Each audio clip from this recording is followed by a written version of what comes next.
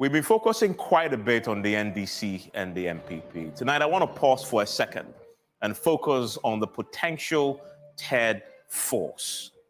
So we have many third force contenders, but there's a question that we've asked over the years, since 1992, when we've had other political parties other than the MPP and the NDC attempting to break their front. Is it really a monumental waste of time, or is it not? This year, many say the environment is quite different and that it is ripe for a third force to step in and cause a significant damage to the fortunes of both the MPP or the NDC in this particular race. Is it really the case? We'll attempt to answer that question scientifically tonight on the touch screen behind me. But which political parties, movements, independent candidates are making waves when it comes to the potential third force? A few of them. We know one is the Yellow Ghana, and they received their temporal license from the Electoral Commission just a few days back, and they're already making waves. The thing that strikes me when I look at them is obviously the color that they've chosen, which is yellow. And as you know by now, yellow is a color that a setting Alan Chamanting also uses in his own campaign and his own political party, the butterfly movement, as you know by now. And so many are raising a few more questions about that. What we said, we'll try and clarify all that for you. But then there's also the New Vision movement. A man I've spoken to on Ghana Connect a few times, and indeed, there was a time when he was very, very famous because he stood up and challenged a minister of state when he made comments about the diaspora that he really objected to. And he attempted the last time to run. He didn't quite succeed in doing so because of the questions that were raised about his own ability to mobilize and to sign signatures, etc., that the Electoral Commission raised. So we'll ask him about that as he attempts once more to come back, this time hoping that he'll be cleared by the Electoral Commission to run in this year's elections. We also have seen the new force, as you know, Cheddar, Freedom Jacob Caesar, or the Kwame Bediako, who has many names. And he came first with the man the mask. Now he's unveiled that, and he is in the reckoning very strongly. He's spending a lot of money touring the country.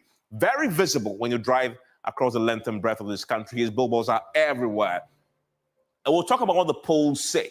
The polls say he's doing very, very well together with Alan Chamanting, and who, as you know, has come in with the movement for change. And that, again, is one of the key players this year that many say upset or can actually become the kingmaker. But will all of them together cause a significant upset, or will one emerge as a potential proper third force? We've been craving this third force concept for a long time, for decades.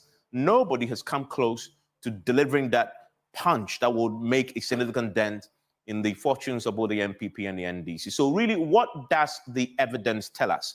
The evidence tells us that if you look at the elections since 1996 to date, put all the votes of the minority political parties together, the votes of all parties, independent candidates, call them what you may, who are not the NDC or the MP, if you put all the votes together, they only come down to 1.72 million votes. That is a tiny drop in the mighty ocean of all the votes that are available to campaign for and to get an election. All the elections, 1996 to 2020. So that immediately tells you they are up against it in attempting to do something different this year. Now, let's put this in context. In the 2020 elections, the NDC and the MPP were all in the region of 6 million votes thereabout. So the votes for just one election cycle for the party that lost the elections, I'm talking about the NDC, this 1.72 million votes that you see is a quarter of what the NDC managed to get in just one election, right? And you're talking about all the elections combined together. And I'm just putting out the facts so we can put this in context. And they must do something really different. Has the environment really changed to warrant a third force this year, or to create the foundations and the fertile ground for a third force to emerge that will then unseat, knock the NDC or the MPP off their perch? This evidence says they are really up against it. That's not all.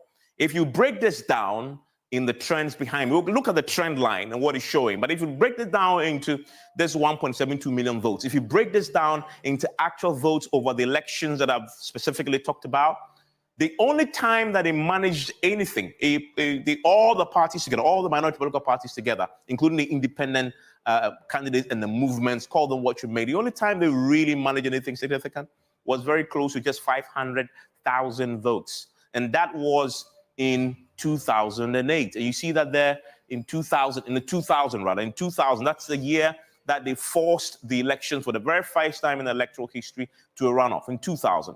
And that specifically was 473,000 votes. The next time they did that, again, in terms of the number of votes that they get, that managed again to push this into a runoff, was in 2008. Now, if you look at that, that's the third highest number of votes that all the minority political parties have gathered together, have managed to make together in an election. The first is in 2000, there was a runoff. The third highest votes is in 2008, 248,000 votes. Again, there was a runoff. So the argument goes that the best they can hope for is to become a kingmaker. In other words, they can cause this elections to go into runoff. And many will look at the history to say, again, this year, we are primed possibly for a runoff. And the parties other than the NDC and MPP can cause this to happen. As the evidence shows there, if we take away 2004 from this equation, in the 2 years that they have the most votes, all the parties together, they push into runoff. But I keep emphasizing all together. Not a single one of them have managed to, by themselves, cause a dent or cause a significant ripple in the fortunes of the two main political parties. And that's what you see there. The NDC, the MPP, they are dominant indeed. If you look at the last year's elections, all the other parties together, just 1.32%. So again, we're just looking at the facts, and I'm pretty sure some of them have looked at the facts. You need to look at this first, and then decide what strategy are you going to adopt, and how do you change this narrative. You go to the runoff elections. These are the runoff elections, and this is the first one we looked at, right? In 2000, 2008, which is what I was talking about. These are the hard numbers. MPP in 2000 had 48, NDC had 44. But if you look at all the parties together, that is 6.7%. That's the most they've managed to get, right? And so they pushed it. The third highest is when you look at the 2000 elections, which is what I mentioned earlier. But this, for me, is a trend line. And I want to show you that line if you may not notice. And this is a line I'm talking about here. This red line here is a trend line we drew. And that trend line tells us a story. That whereas the NDC and the MPP are growing in strength to strength, the minority political parties, other than the NDC and MPP themselves, independent candidates, throw them in there, they are weakening in strength in terms of, if you measure that by votes, they are weakening in strength over the years. This pure facts. And the numbers there tell us its own story. So the NDC and MPP, they are growing in strength, they're getting more numbers. But if you are a minority political party, if you're an independent candidate, these are your fortunes, as this trend tells us. And this trend is downward. And so the projection is that you expect this to dip even further in the 2024 elections. But trends are only meant to be defied, right? If the circumstances are right, something might change this year that may cause this to start climbing back up. But how significantly can they climb from where they are now to becoming the dominant in our electoral political affairs? So that, for me, this graph here tells a very important story for the minority political parties. And just note what is happening. NDCs, MPP, they are growing. The smaller political parties, they are in decline, as that graph tells you. And then you focus on the runoff also. The runoff tells you, just focus on this and focus on that for a second. What you see happen here is the last time they really did anything significant was in 2000, as I've said already. And you look at the other time they did anything significant in 2008, but in 2004 was also quite significant. Nothing happened because it was the middle of John Kufuor's term, right? These are all pure numbers that the parties are looking at. But I like this particular graph because it tells you the story per party.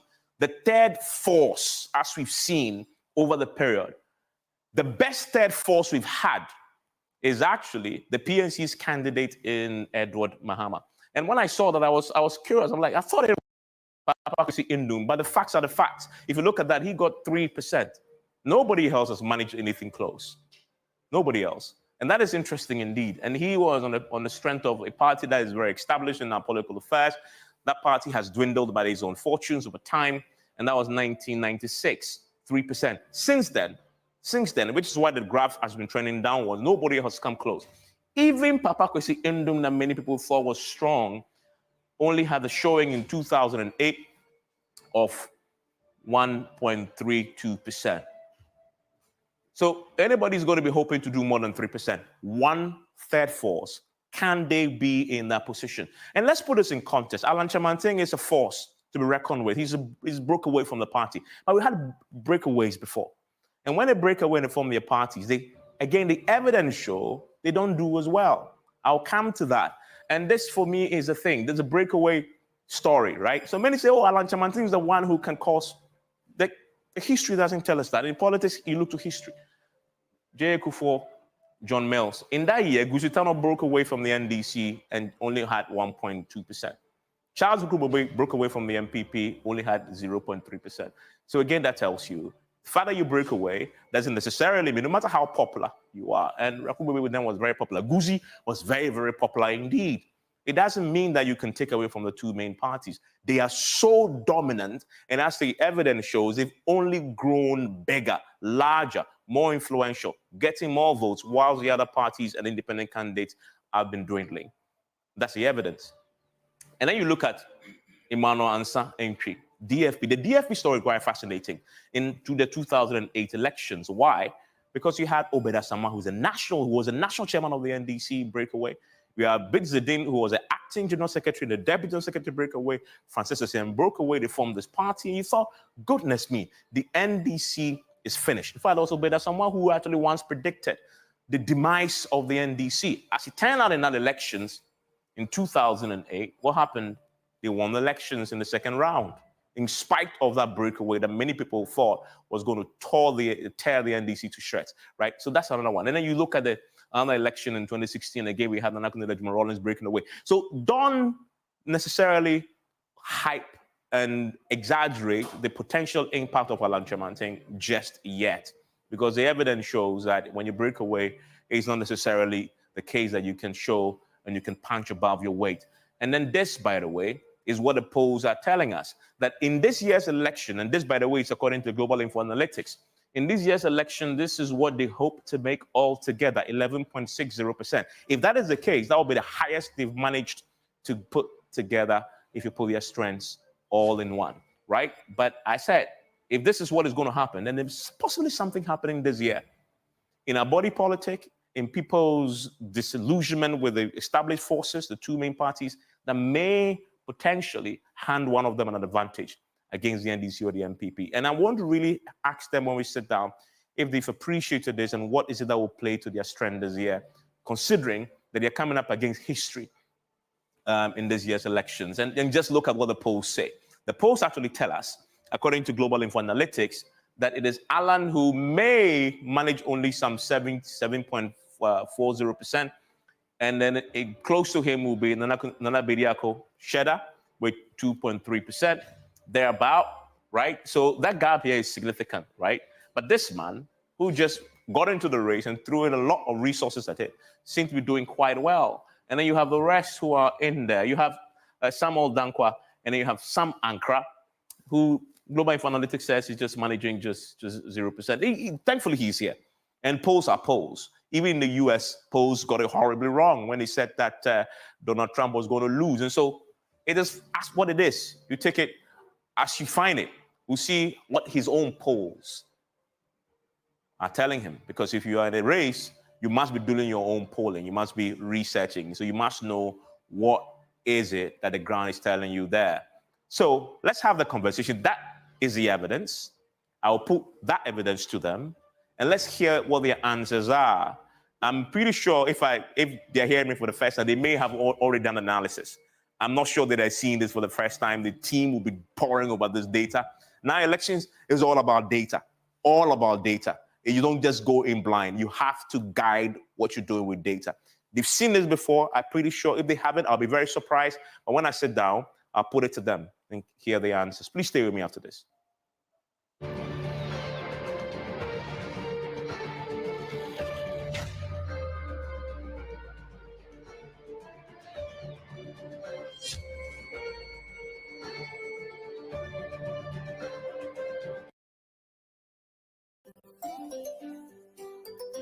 Daddy, this tank is big. Yes, that's true. It can store a lot of water. That's so true. Wow, it has a working tortoise on it. That's so true. I can see SINTEX.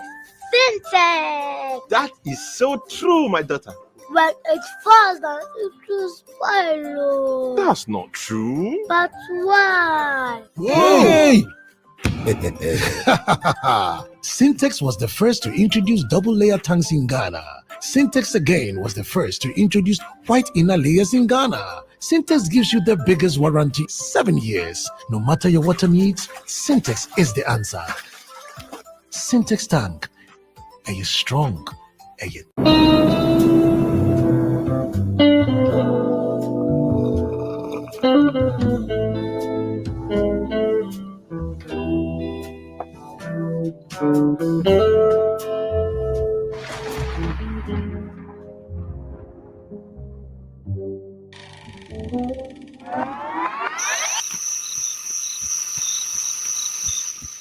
It go be. Deposit and maintain a minimum balance of 500 Ghana cedis or multiples of it to qualify to win your share of 1.2 million Ghana cedis in cash and prizes. EMG. Join the EcoBank Million Gang. A better way to enjoy life. Deposit today. A better way. A better Africa. EcoBank. The Pan-African. Ladies and gentlemen, we're going to demonstrate to you the superior properties of Flamingo paint as compared to other paint brands on the market. We take equal quantities of Flamingo paint and this ordinary paint. We then dilute them with water. And now, let the test begin.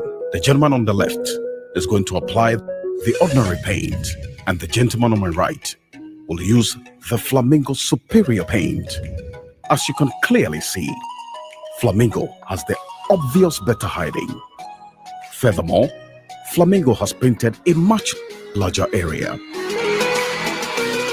You know, 1 bucket of Flamingo paint is equal to several buckets of any other paint brand on the market. Flamingo paint is made with superior formulation to give superior durability, superior hiding, superior coverage. Flamingo paint, simply superior.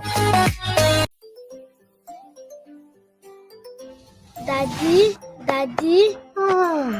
this tank is big. Yes, that's true. It can store a lot of water. That's so true. Wow, it has a working tortoise on it. That's so true. I can see SINTEX. Syntax. That is so true, my daughter. When it falls down, it will spoil. That's not true. But why? Hey! Syntex was the first to introduce double-layer tanks in Ghana. Syntex again was the first to introduce white inner layers in Ghana. Syntex gives you the biggest warranty, 7 years. No matter your water needs, Syntex is the answer. Syntex tank. Are you strong? Are you tough?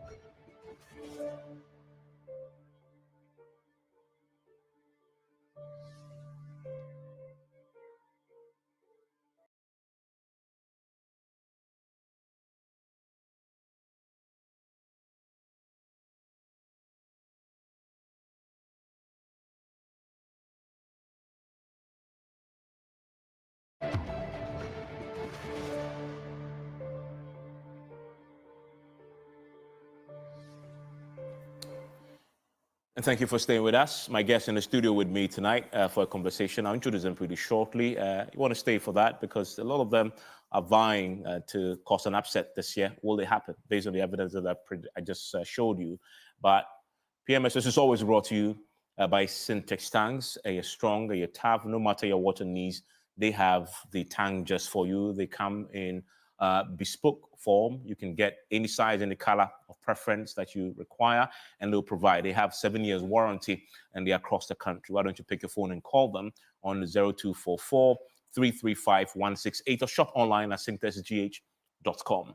Syntex tanks are strong and tough. My guest in the studio with me, Dr. Amu Dako, is actually joining us via Zoom. He's an aspiring independent candidate. Samuel Apia Dankwa is the leader of the Yellow Ghana. They recently got their provisional license from the Electoral Commission. Kofi Kranting is a 2024 presidential hopeful. In fact, he is actually a man who was there before in 2020 and didn't quite make it through. I want to ask him about that and what he's hoping to change this year with the New Vision movement. They had a press conference over the weekend, and you're hoping to do something this year. Dr. Samankra, you know him. He's been on the show before. He's also an independent candidate and looking forward to the December 7 elections as well. Dr. Ankra, you this year were the first to, dip your toes in the water to say, I really want to take on these two behemoths, these NDC and MPP. I first want to get your reaction to the data that I presented there. As you listened to that and you watched that, what was it that your reaction said when you saw how you were up against the data, the history, and everything else says you really are in this and it's not going to go anywhere? Well, first of all, thanks for having me on your show this evening. And as you rightly said, I saw the data that was shown. And it's amazing that it's looking this way because we also do our polling.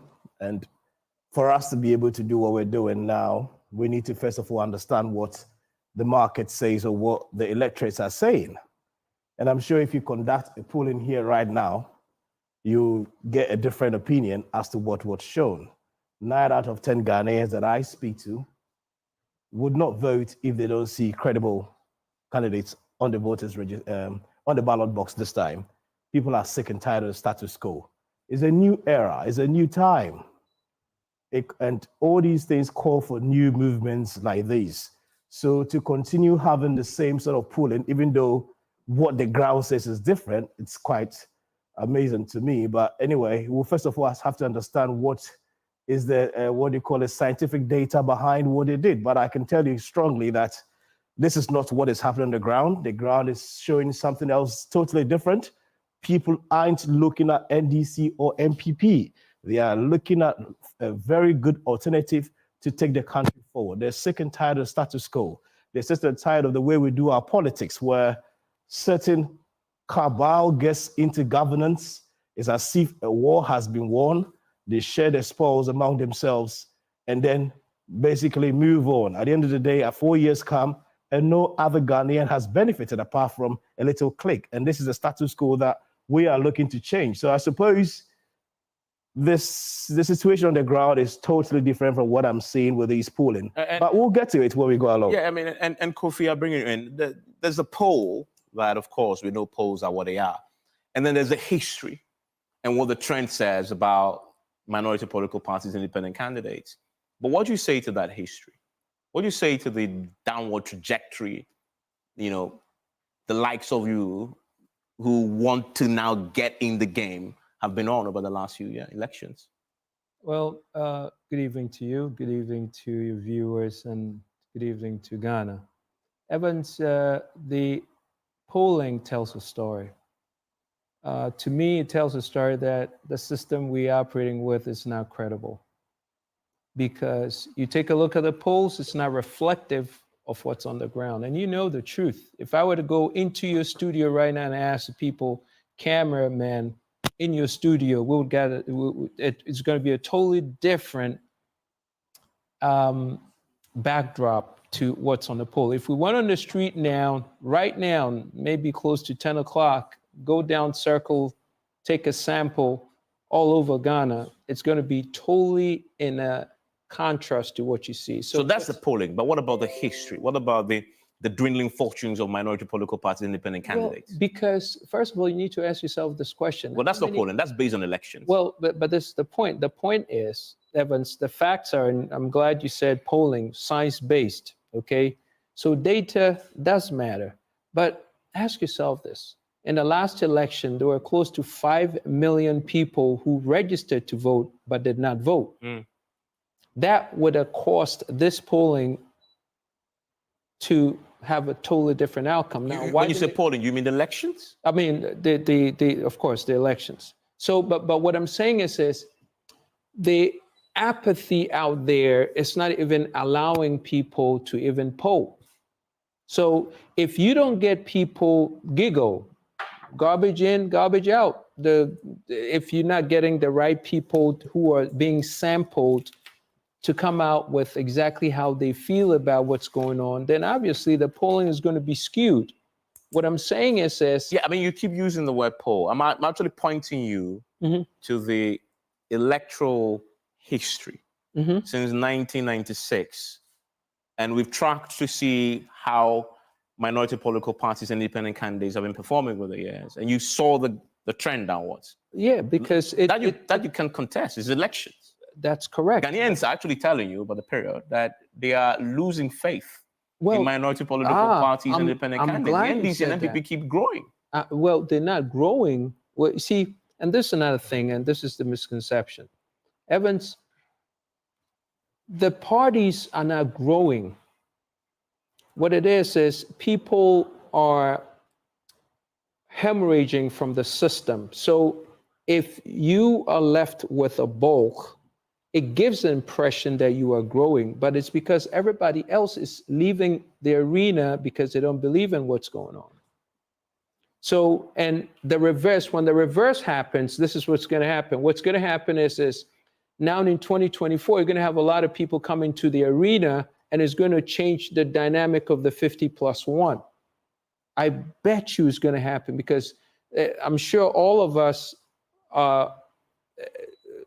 we are talking and we are campaigning, and the people that we are pitching to are people who are disgruntled, who don't want to know about the system anymore because they don't believe in the system. And you know as much as I do that, hey, this system that we're working with is not totally democratic. That it's littered with problems. So we first of all, we don't have a functional system that we could point to say this system is credible. The system is not credible. It's the same system that got me disqualified when I hadn't done anything. It pushed me to the bottom and said, hey, listen, you forged signatures. I didn't forge any signatures. You were a criminal, yet they gave me back my 100,000 cedis.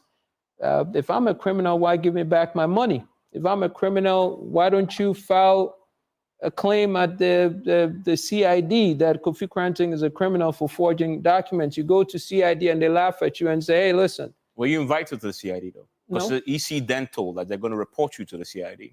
I'm glad you remember. So I went to CID. I didn't wait for them to call me. I went there and they laughed at me and say, hey, this is the game they play. Come on. So just to validate that, I did a criminal clearance report that didn't have anything on it. They hadn't even heard of the EC about my case. So this is the kind of gimmicks with our whole system that we need to correct. And for us to even begin to talk about the polling and the numbers and the election results, the system it's not credible. Yeah, but that is, and Mr. Damka, come to you on that. That is all you have now to work with. I mean, there's the polling which you talked about, but the election results are the election results. That is correct. And I keep making the point as the data showed. Whereas the NDC and the MPP keep getting more votes year on year, election to one election to the next, the minority political parties are getting less and less votes from one election to the next. Something is happening that shows that the people simply do not trust that you guys can make the difference going forward. Yeah, good evening to you. Good evening to Ghana. But have you thought about this though? I have. Have you analyzed it the way we showed it? You know, before we got into this, and you would realize that I'm sure I don't know if you had heard about us maybe a week ago. Yeah, like I just saw you pop up a week ago. Exactly. The yellow Ghana. Yes. So in 2020, I contested for the position of MP in Ablekuma Central. So on the ticket of? As an independent candidate. Okay. And I learned very fast, and I realized that you need to understand the system in order to be able to. And you notice that even though you've not seen much of us, we featured in the poll. Yeah. Yes. So we are not using the poll at all. And I can guarantee you that in about 2 months from today, you see us either third or fourth. You know, we understand what works in Ghana. And before we had our provisional certificate, we were all over the country working with people on the ground in every single region in Ghana. And before we came up with our manifesto, for example, we spoke to everybody in our executive body, you know, representing all regions, because that's the reason. That's why the EC would give you the provisional certificate, because they realize that you have that kind of reach, you have that grassroots, appeal, and you have people on the ground. You know, that's how they ascertain that you indeed have that kind of reach. And we are seeing that the reality is that the NDC and the MPP are entrenched in our body politic. And once you realize that, you need to have a strategy to meet that. So what's your strategy? Our strategy is simple. It's just what, you know, the NDC and MPP achieved this over 30 years.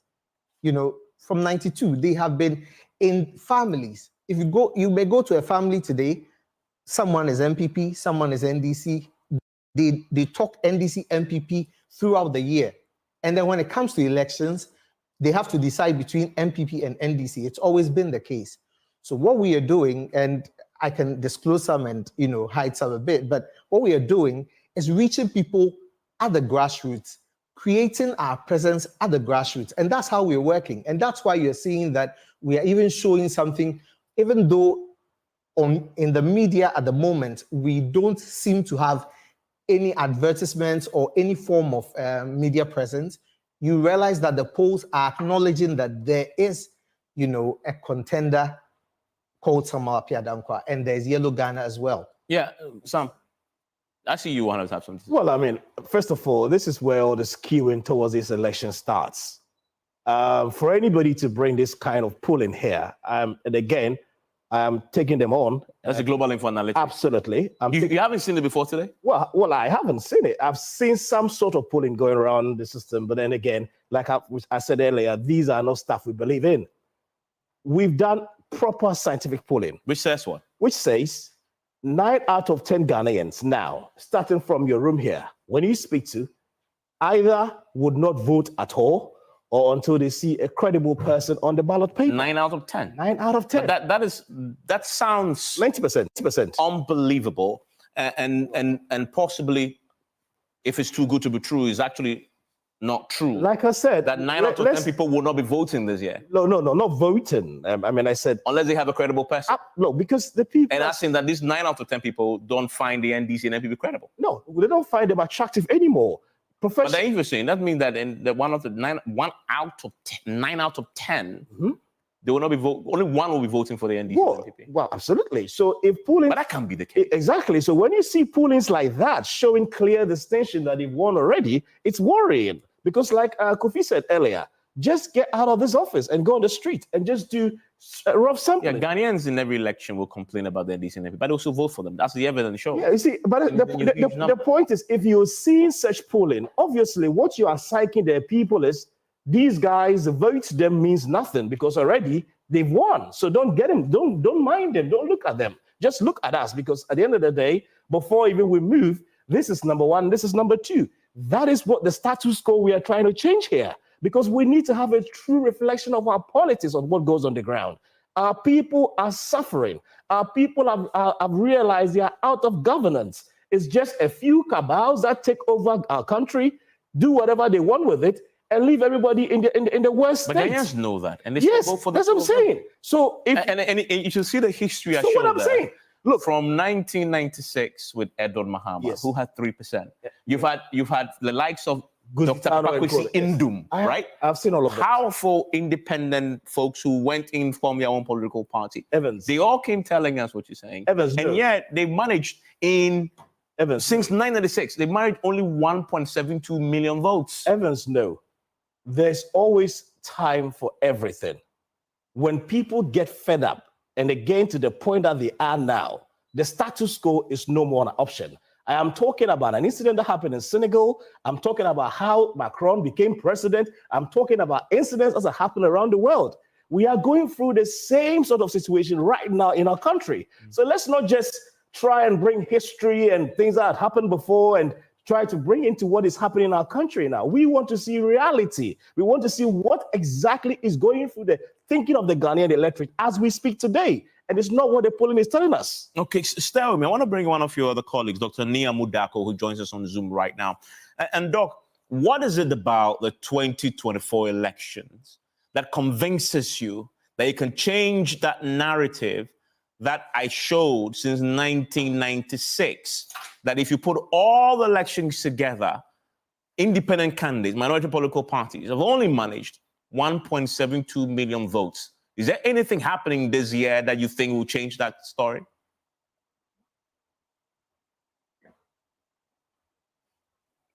Oh, absolutely. Absolutely. Right? What they show may be suggestive and what they conceal may be vital. You put us some figures. Unfortunately, I couldn't hear you for the first 15 minutes. So I saw only the last graph. Let me tell you this. In 1992, okay, if you show 1992, MPP and UPI got only 30.3%. They got only 30.3%, UPI and MPP. By 2000, within 8 years, Kufu has almost doubled it to 57 in the second round of voting. And the 58.4 of J.J. Rawlings in 1982 has dwindled to 43.1. So things change. That is one. Now, for me, where I'm coming from is the public sentiment. I just left Ghana probably 10 days ago. The sentiment on the ground is very different from what the polls are showing. And I will take you back to 2020. In 2020, the University of Ghana Political Science Department, they did their own survey and polling, and they said that of the electorate, only 56% were strongly aligned to NDC or MPP, and 10%, 50-50, and 34% not aligned at all. Somehow, when they go to vote, this 34 and this 10 will decide to vote one way or the other. And that's the problem. The problem is that at that point, or those points in time, they could not find any credible person. So now when you're talking about data, the University of Political Science Department, they did this survey, 34% are not aligned at all with the political situation. 10%, 50-50. So what you're talking about here is that you have 44% there that with solid message and proper organization can be tapped into. That is even if MPP hasn't lost much of his votes. We have to understand that in 1992, when everybody seemed to be off work, people got the impression that we were tired of Rawlings.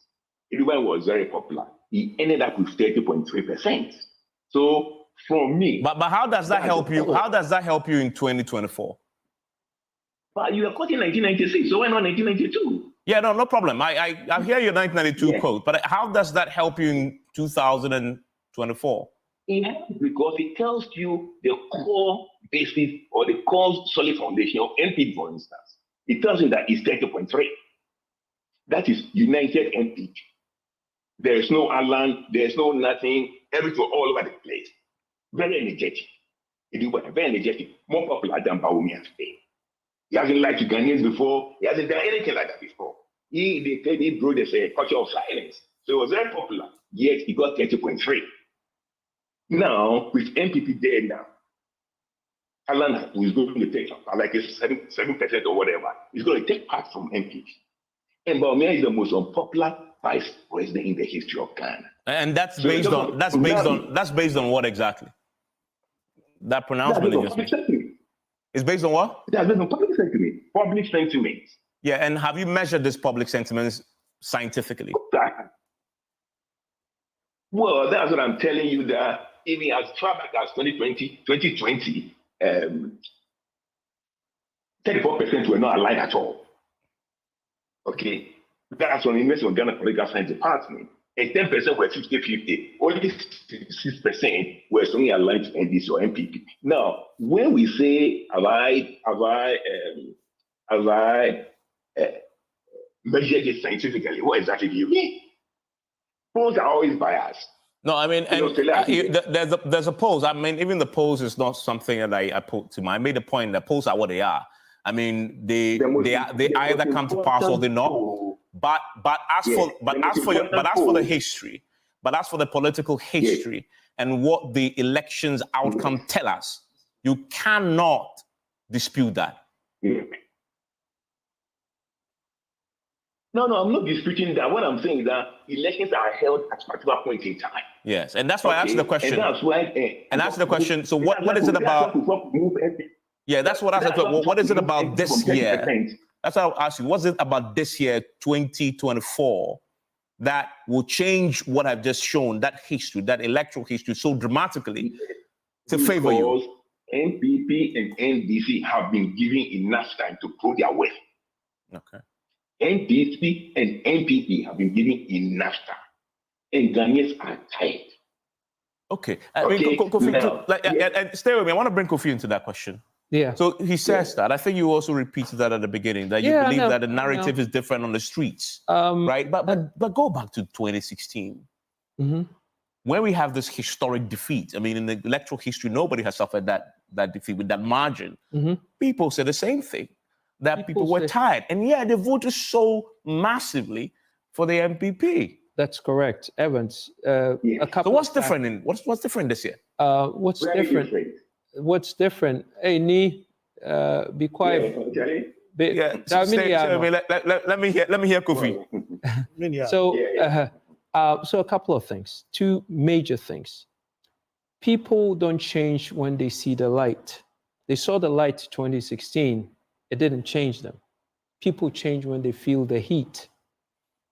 The heat is on 2024. So that's point number one. Number two, like Nee said, and I know Sam always talks about it, the dynamics, the fodder we have for 2024 is a totally different breed. It's never been like this. Never. The Ghanaians have never seen this breed of professionals, competent professionals, running for president ever before. Well, I challenge that. You have who? Dr. Pakwesi Yindum. No. Okay, so a couple of things. When Pakwesi Yindum came, you got to understand, you see, so a couple of things. Pakwesi Yindum came, okay, so there are a couple of things I won't be able to say. Well, why won't you be able to say? But a couple of things. So listen to this. Pakwesi Yindum was not the candidate of choice by virtue of he wasn't electrifying. Pakwesi Yindum wasn't electrifying? No, he wasn't. He was a base candidate. So listen, Ghanaians like Flash. I'm not saying I'm Flash. I'm not, but Ghanaians like Flash. Ghanaians like Flash. And Ghanaians were not hurting. Pakwesi Yindum came off from CPP that gave everybody a red light because it was almost as if there was disloyalty all over him. Ghanaians don't like disloyalty. They don't care how much they are hurting. They won't consider anyone who's disloyal. And I think because he came off on the CPP joint, people discredited his candidature as questionable. So you're saying that if you're not part of established parties, then people accept you more, then you can make much of a difference? No, you can't be part of an established party and bail out of that and make an attempt to establish an independent identity. just like what Chairman Ting is doing. That's why we know for a fact the polls are going to show, or the numbers are going to show at the time we come to the elections, that people are not going to, because it's the same pool of people. You see? So, and you have to really understand the way the psyche of the Ghanaian. The only reason why the Ghanaian is going to change the pattern now is the breed is different. The people who are vying for the presidency is different. We are credible. We are competent. Well, I mean, the history shows that there have been many very competent independent candidates. But apart the timing from was wrong, though. But the timing was wrong. Many professionals have entered. Timing was wrong. Timing is what makes it, Evan. So the timing is different. Timing. What about the timing? I keep asking that question. Everybody keeps mentioning the timing. What is different about this timing? People are hurting more than they've ever hurt. That's not what I am saying. It's a fact. And at the same time, the NDC and MPP are giving us a show of a lifetime of incompetence. This is, a parade of incompetence. Mahama comes up and says, I'm going to make you poultry farmers. Baumia comes and says, I'm going to build you toilets. I mean, what is this? Circus of the incompetence. This is the classic circus of the incompetence. We've never seen that. I was watching a video the other day, Baumia talking about they're going to train Kayaye to do ICT. Hey, Baumia, this guy's a master. They're going to train Kayaye, wait for the person to graduate from their homes to be Kayaye. Just wait. Once they become Kayaye, then you're going to train them to be ICT.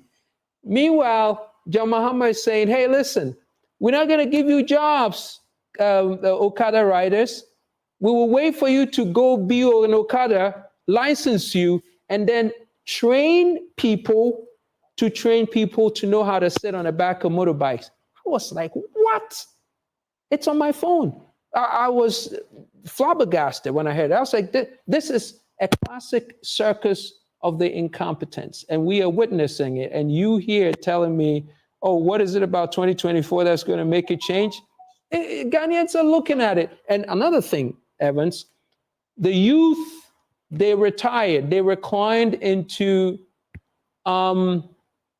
obscurity, but now they're more charged up than anything because they realize that this is their last shot. At 640 billion cedis of debt, no industry. We're popping about 315 babies every day from teenagers having these babies, no work.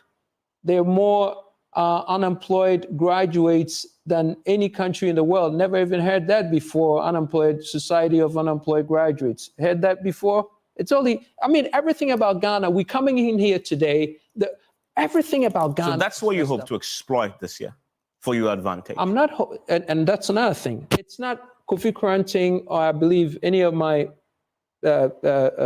colleagues hoping to exploit that. Is us just accepting the fact that the two people who have been the mafioso cabals for the last 32 years have come to the end of their game. Okay. They know it's come to the end of the game. Let me bring in Mr. Dankwa. The best you can hope for, realistically, is to move the elections to runoff. That is not our strategy. Our strategy is to win. But yeah, when I hear that, anybody other than NDC and MPP says they want to win, allow me to, that is just allow me to explain. Blowing hot air. Allow me to explain. So you see, I know Ghanaians would normally circle back to NDC MPP, and for a good reason. You know that. So why are you saying you want your strategy to win the election? That's what I'm saying. Just allow me to explain. Now, Ghanaians would normally circle back to MPP and DC for a reason. While you campaign, what you realize is that people are quick to listen to you. They're quick to approve your message. But they tend to, in the few weeks to elections, they tend to ask themselves, can you win?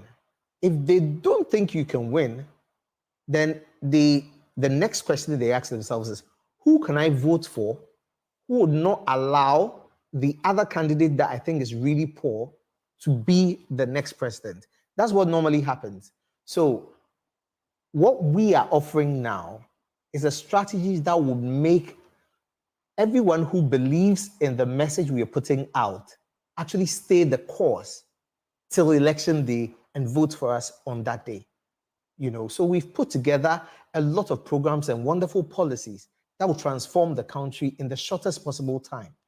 And for every group of people that we have basically segmented, they have something that they would be more than excited to embrace in our manifesto. And that's exactly how we intend. So you are a new political party. Yes. You just got your provisional license. That's correct. You emerged 6 months on election, and you want to win elections. Stranger things have happened. No, not in politics. You see, not in the land of the NDC and the MPP. No, the thing is this. You have something should already make you want to, find out how we have managed to move so quickly, without you taking notice. But that's my point, right? Yes. And that actually is a disadvantage. I haven't noticed. Nobody has. You actually concede that nobody has. It just popped up. And yet you say you want to win elections. You have me here. You have my party Well, here. because the EC gave you a provisional license. Yes. they see that you're credible enough to give you a license. And you have put out a poll that clearly shows that we are actually... Yeah, you have 0.10%. No, 0.10% is not zero. You understand? It's not zero. And you haven't seen us do any campaign or any rally or hold any press conference. But you call yourself Yellow Ghana. Yes. That's awfully similar to Alan Chamanting's own colors and what Yellow he's Ghana been. since 2020. We have been Yellow Ghana since 2020. If you compare me to Alan, I'm the only one who has actually stood for national office before. You understand? He hasn't been a contestant or a candidate for either parliament or for the presidency before. And I have used the same color and the same symbol. I use the same. You're not in this one to mind him. I'm sorry? You're not in this one to mind him. No. Because there's similarity there. Yellow to yellow. No. There was, you know what people do not realize, I don't know if you've seen how the butterfly morphed. If you look at the press conference he held when he announced his campaign, it was a monarch butterfly on a blue background. And nobody's ever asked why the color keeps changing. Even his posters don't look yellow. Okay.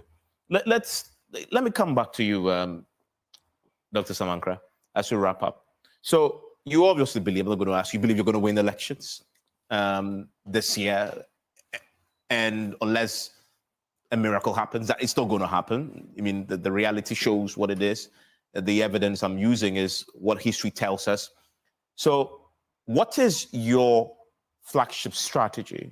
If you don't want to disclose it, what is your flagship message that would change somebody's mind to not vote for the NDC or MPP, but vote for you? What is it? He's given us a sense of what his messaging is. Well, what's yours? Brilliant, Evans. First of all, let me just go back to the discussions we had earlier before I gave you the message. You see, when a system is flawed, it becomes very difficult to get serious players come to play and have a fair ground. When you're in an environment where you're getting polling like that, you keep referring to the polling. I get the polling. And but this is global info analytics. Not just the polling. It's just a tiny bit of what I presented. Not just the polling. Then but you're forgetting. No. You're forgetting the 3 decades worth of data that I showed. I'll get back to that. Then you have prominent studios, TV stations, and radio stations like you also having NDC, MPP discussions outside everything. But that's why you're here. I'm coming. How many of these you do? Oh, you've every morning I wake up and I'm seeing NDC, MPP discussions going on radio station. Meanwhile, the actual fact on the ground does not reflect what you guys are presenting to us. So what I'm saying is, let's go back to the basis. Let's start portraying fairness towards our electoral, our elections. Because if we think voting for the right candidate is what is going to make this country move from this plague of issues that had engulfed us from the last 32 years on over, and get into a better destination, then let's take these things serious. Because I personally think it looks like it's a rigged environment. But the world isn't fair, especially in the world of politics. It's even less fair. I'm coming to that. So you must know that. It's not news to you. I'm coming to that. So you just have to get on with it. My question to you is, how are you getting on with a flagship message that shifts your mind from NDC MPP to yours? I have gotten on with it. And obviously, it's very, very simple and clear. Ghanaians have seen a lot of the NDC and a lot of the MPP. Politics, as we know, is meant to change our living conditions, uplift us from where we are to a better social standard of living. Have we seen that? If we haven't seen that, then common sense tells us we can't keep taking the same direction and expecting to go to a different So what's your destination. flagship message? My flagship message is, if Ghanaians are looking to have a better taste of life from what they are having, if they are looking to see something different from what they are used to, then it's time for them to go to the ballot box and do something different. But that's not a flagship message. Hold on, I'm coming. NDC says it will do 24 hours. I'm coming. That for them is their thing. When MPP is talking about, last time they were here, they said their flagship is tax amnesty. How is this affordable? We're talking about affordable Ghana, bringing a second independence. Affordable Ghana. Creating an affordable Ghana. That's what I'm saying. If what they are going through, it's what they want to, then they must well stay with MPP, NDC. Okay, affordable If Ghana. they are looking to have an affordable Ghana, a Ghana where what they are earning meets their demands in life, then they should stick back and think twice. Okay, let me ask Kofi that question because I have a minute to wrap. Kofi, what's your flagship? Simple. We are the only candidate who's going to, number one, this is our threesome message: change the constitution, eradicate corruption, institute a national development plan. Plain and simple. You have a national development plan. No, we changing don't. the constitution. We tried it with we the don't have a constitutional review. We don't have. Okay, see. So this is- both of them are new. The middle no, one it's not. You kidding me? Of course it's new. Listen, nobody made an attempt to even change the constitution. It was a review. The Constitutional Review Committee, there was a white paper that came up that's accepted a lot of the things that said, this is how we do it. But it wasn't done. So what good was it? Evans, we see that. But I guess my point is, the thinking about changing it is not new. Everybody says that. No. Nobody can say that. Evans, you are part of the problem. No, I'm not. It's a question. It's actually the fact is that it's not. John Mills believed this is time for us to review the John Mills, Constitution. the council to John Mills did not know what they were doing. That's why they did not get this thing passed in Parliament, because they did it the wrong way. A lot of Ghanaians don't know that. I'm telling you. Yeah, but the fundamental principle and the concept of changing the Constitution isn't new. So and amending it isn't who cares if it's? But that's my nobody point. cares. What matters is you get it done. Nobody has gotten it done yet. So you want to get it done. We're going to get it done. Remember that we're saying that we've had a lot of things before. That we've had before. Yeah, but nobody can come out. Give me one president who's come out, or one candidate for president who's come out to say, I am going to change the Constitution. Give me one. Well, he said it. The Alliance Group, now that they formed into a coalition, have also made the same point with Abu Sakara Foster, with NIM. NIM was here. That's their core objective. No, okay, well, listen. Okay, well, maybe you have. Okay, but it's fair. I mean, Institute a National Development Plan, yeah, eradicate corruption, and change the Constitution. Eradicate corruption. Absolutely. That's utopian. No, it's not. You say because you're so substandard. Eradicate corruption. Even the United States haven't eradicated corruption. Yeah, who is the United States? Even this is the Great point. Britain. Even the Scandinavian countries haven't eradicated corruption. You see, you want to eradicate corruption? No, Evans. It's unbelievable. No, it's not unbelievable. Too good to be true. No. You see, the consciousness should always be to zero. Now, we always know that because you're dealing in a human being environment, people are gonna cut corners here and there. But when they cut corners, you cut them off. Listen, if we don't go in with a consciousness to eradicate corruption, it's going to eat us all up. You use the word zero. Yeah. That's a former president once who couched the whole sexy campaign around that. Zero tolerance. Thank you very much. Thank you very much. So again, it's not new. Evans, no. But zero tolerance has got nothing to do with eradicating of corruption. But zero tolerance is zero tolerance. Oh, it's Evans, come on, man. Let me come with this. Yes, just a 30 seconds. You remember when I came on your show? Yes, please. And you asked me, and I said I was going to cut the size of government drastically. And he said, how many ministers? And I said, 20. You laughed at my face. Have you realized now that Baumia, who is part of a 125 he's minister talking about government, 50. is saying 50. Yeah. Mahama, who used over 90 ministers, is saying he's looking to use 50.